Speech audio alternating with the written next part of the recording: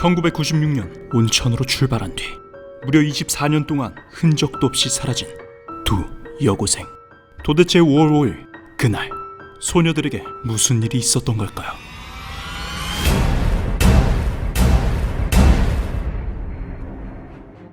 기록보관소 X. 일본 혼슈 동북부 도야마현 우오즈시의 한적한 바닷가 마을. 이곳에는 그 이름만으로도 서늘한 기운이 감도는 장소가 있습니다.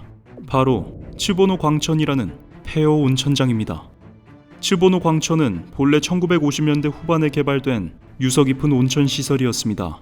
한때는 아름다운 자연 경관과 치유 효능이 있는 광천수로 유명하여 많은 관광객과 휴양객들이 찾는 인기 있는 휴양지였죠.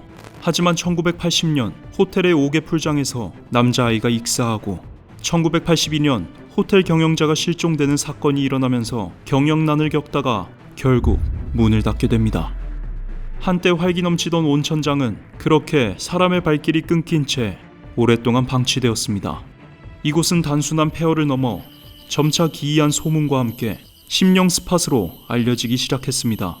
밤이 되면 알 수 없는 소리가 들리거나 희미한 형체가 목격되었다는 이야기가 퍼지기 시작했죠. 특히 일본에서는 젊은이들 사이에서 폐허나 흉가에서 담력 훈련을 하는 문화가 있었는데 츠보노 광천은 그 음산한 분위기 덕분에 담력 훈련 장소로 각광받기 시작했습니다. 이곳을 방문했던 공포체험 마니아들은 입을 모아 이곳은 귀신보다 장소 자체가 더 무섭다고 증언할 정도였습니다. 츠보노 광천이 단순한 폐허를 넘어 일본 전역에 그 이름을 알리며 최고의 심령 스팟으로 등극하게 된 결정적인 계기는 따로 있습니다. 바로 1996년에 발생한 두 여고생의 흔적 없는 실종 사건 때문이었습니다. 이 사건은 츠보노 광천에 대한 공포를 단순한 이야기가 아닌 현실의 미스터리로 끌어올리며 일본 사회 전체를 경악하게 만들었습니다.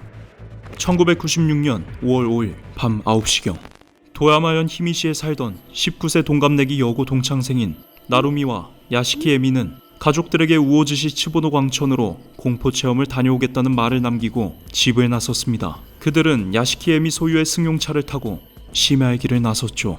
당시 일본의 젊은이들 사이에서는 친구들과 함께 폐가 나 심령 스팟을 찾아 담력 훈련을 하는 것이 유행이었습니다. 츠보노 광천은 그들에게 더할 나위 없는 완벽한 장소였을 것입니다. 그들의 마지막 행적은 다음과 같습니다. 경찰이 입수한 차량 이동 기록과 당시의 통신 기록을 통해 확인된 바에 따르면 두 소녀는 히미시에서 출발하여 먼저 신미나토시에 있는 카이오마루 해양파크에 들러 친구를 만났습니다. 그리고 밤 10시 이후 야시키 에미의 승용차는 도야마현의 주요 도시인 도야마시와 나메리카와시를 거쳐 국도 8번을 타고 우오즈시 방면으로 진입하는 것이 확인되었습니다. 그들이 츠보노 광천에 도착하기 직전 야시키 에미는 친구에게 "우리 지금 우오즈시" 라는 삐삐 메시지를 보냈습니다. 그 이후 두 소녀는 마치 안개처럼 사라져버렸습니다.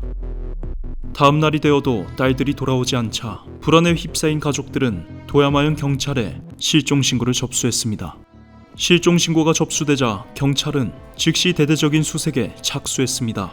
두 소녀가 마지막으로 향했던 츠보노 광천 일대는 물론 주변 산악지대와 바닷가까지 샅샅이 뒤졌습니다. 수백 명의 경찰 인력과 수색견 그리고 헬기까지 동원되어 광범위한 수색 작전이 펼쳐졌습니다. 츠보노 광천은 넓고 복잡한 폐허였으며 무성하게 자란 숲풀과 위험한 구조물들로 인해 수색 작업은 난항을 겪었습니다. 경찰은 온천 건물 내부와 외부, 주변 숲속까지 꼼꼼히 살폈지만 그 어떤 단서도 찾을 수 없었습니다. 두 소녀의 흔적은 물론 그들이 타고 갔던 야시키 에미의 승용차조차 발견되지 않았습니다. 이 사건은 당시 일본 사회에 엄청난 충격을 안겨주었습니다. 일본의 주요 신문들은 이 사건을 연일 톱뉴스로 다루며 일본 열도를 발칵 뒤집은 두 여성의 증발 사건이라는 헤드라인을 쏟아냈습니다. 츠보노 광천은 코쿠리코 지방에서 가장 무서운 심령 스팟이라는 악명을 얻으며 더욱 범접할 수 없는 공포의 장소로 각인되었습니다. 이 사건은 일본 전역에 걸쳐 담력 훈련 문화에 대한 경각심을 불러일으키기도 했습니다. 사건 이후 츠보노 광천 온천장 일대는 추가적인 사고를 막기 위해 철조망으로 둘러싸여 외부인의 출입이 엄격히 통제되었습니다. 두 소녀는 과연 어디로 사라진 걸까요? 첫째, 초자연적 현상에 의한 실종설입니다. 츠보노 광천은 예로부터 기이한 현상과 음산한 기운이 감도는 곳으로 알려져 있었습니다. 일부에서는 이곳에 강력한 심령 에너지가 존재하며 두 소녀가 그 에너지에 휘말려 다른 차원으로 이동했거나 혹은 알 수 없는 존재에게 이끌려갔을 것이라고 주장합니다. 특히 목격자나 증거가 전혀 없다는 점은 이러한 초자연적인 가설에 힘을 싣기도 합니다. 심령 마니아들 사이에서는 츠보노 광천이 영혼을 흡수하는 블랙홀 같은 장소라는 소문까지 돌았습니다. 둘째, 범죄 가능성입니다. 인적이 드문 폐허에서 벌어진 실종 사건인 만큼 누군가에 의해 납치되거나 살해당했을 가능성도 배제할 수 없습니다. 어두운 밤, 젊은 여성 2명이 외딴 곳을 찾았다는 점은 범죄자들에게 쉬운 표적이 될 수 있었을 것입니다. 하지만 범죄라면 시신이나 차량, 하다못해 작은 소지품이라도 발견되어야 합니다.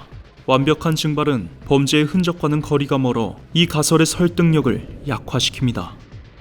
셋째, 자발적 실종 또는 도주설입니다.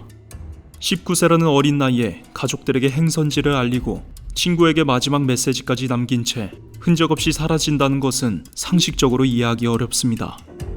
만약 자발적인 도주였다면 그 흔적을 완벽하게 지우고 새로운 삶을 시작하는 것은 거의 불가능에 가깝습니다. 또한 당시 두 소녀에게 특별한 도주 동기가 있었다는 증거도 발견되지 않았습니다. 이 모든 가설들은 명확한 증거가 없어 그저 추측으로만 남아 있습니다.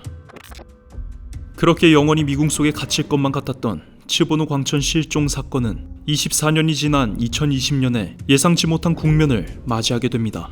2020년 3월 4일 정오 무렵 도야마현 이미즈시 야하타정 3가에 있는 후시키 토야마양 부두 인근 바닷속에서 한 대의 자동차가 발견되었습니다. 그리고 놀랍게도 차 안에서는 사람의 뼈 조각이 여럿 발견되었습니다. 도야마현 경찰은 발견된 차량이 1996년 5월에 츠보노 온천장으로 향하던 중 사라진 소녀 2명이 탔던 것인 듯하다고 조심스럽게 밝혔습니다.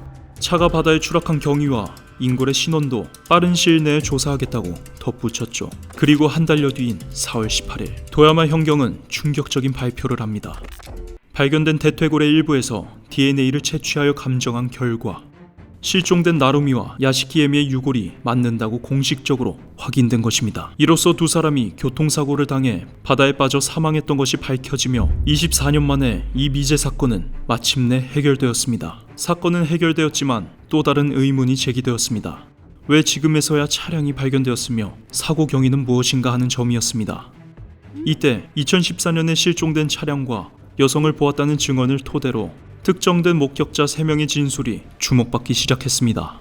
이들은 2020년 1월에 경찰에 진술했는데 1996년 5월 연휴 심야에 차량이 발견된 해상공원인 카이오마루 파크 근처에 주차 중인 차에 타고 있던 여자 2명에게 말을 걸려고 했다고 증언했습니다. 그리고 그 순간 이들이 탄 자동차가 갑자기 휙 돌아서 급발진하여 바다로 추락했다는 것입니다.